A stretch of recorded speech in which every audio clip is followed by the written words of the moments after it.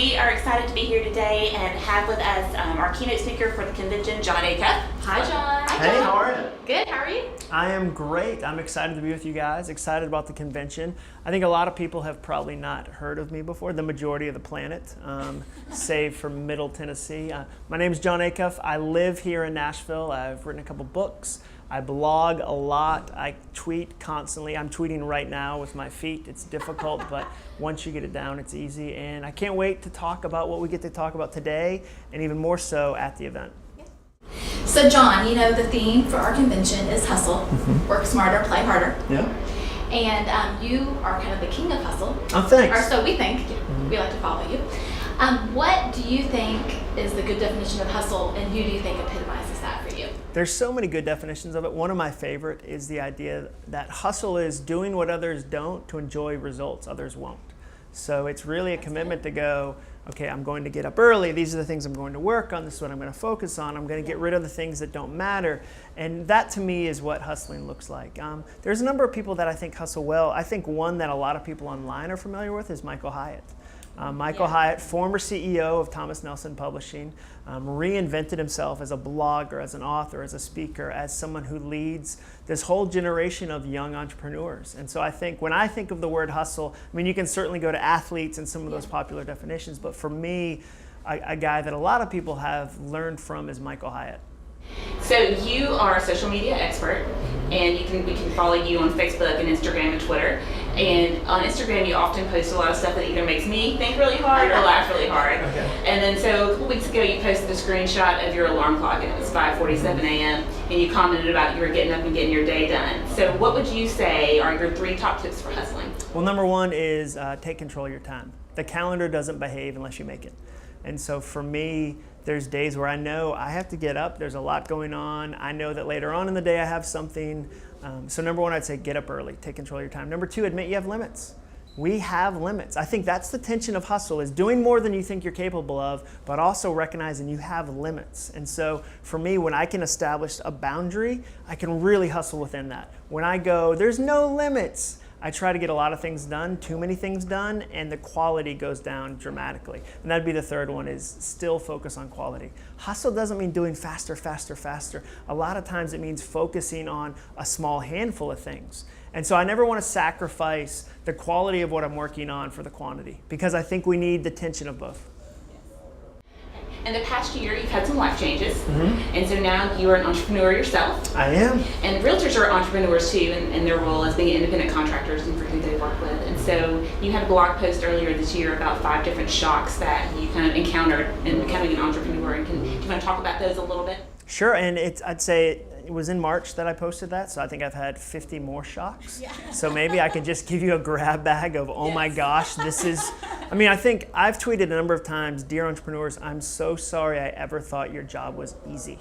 I think it's just a fire hose. And so one of the things I learned was that hustle has an 11.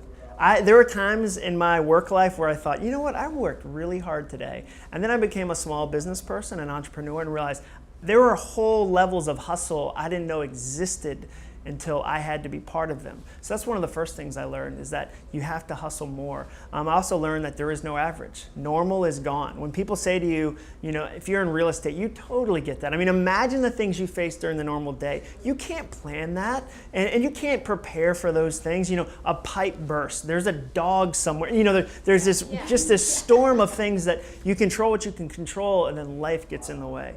And so for me, when people now go, what's your average day look like? I go, not average. I don't remember a repeatable one I've had.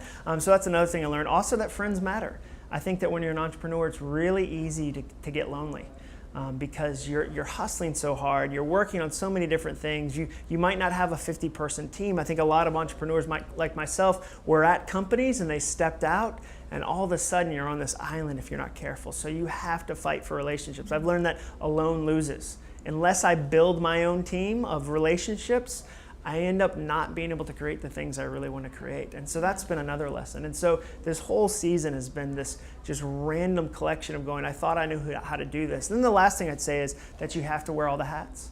I I mean, I think about real estate agents. You have to be a counselor some days. Some days you're walking a client through something emotional. Buying a house, buying property, oh my gosh, all the emotions. You're a counselor, you're a business person, you're an accountant. You know, there's all these different, you're a marriage counselor. The wife is excited about the property, the husband's not, and you have to get them on the same page. I mean, talk about wearing a lot of hats. And I learned that as an entrepreneur, but I certainly have a great deal of respect for the number of hats that I feel like real estate agents wear. The second last thing I'd say is that money doesn't just show up. There is no more automatic money. Money shows up when I do. And I think entrepreneurs know that just about better than anybody, especially real estate agents, that there are times in your life when you had a normal job and your week wasn't that dependent on what you did, the check was still gonna come. When you're on your own, when you've got commission involved and you're an entrepreneur, that you're uniquely and intimately tied to the idea that if I don't show up, neither will the money. I better show up. Well, Julie kind of alluded to the fact that you've had a few curveballs thrown your way the past year, but you've really bounced back. You have a new book coming out in the spring that I know that Julie and I are looking forward to. Oh, great, thanks. But you kind of refer to those curveballs in the book as resets. And without giving too much away, could you just give us a little teaser of what our guests will hear at the convention? Sure. A reset is just one of those moments where you think you know how things are going to go, and they don't go that. I mean, welcome to the planet.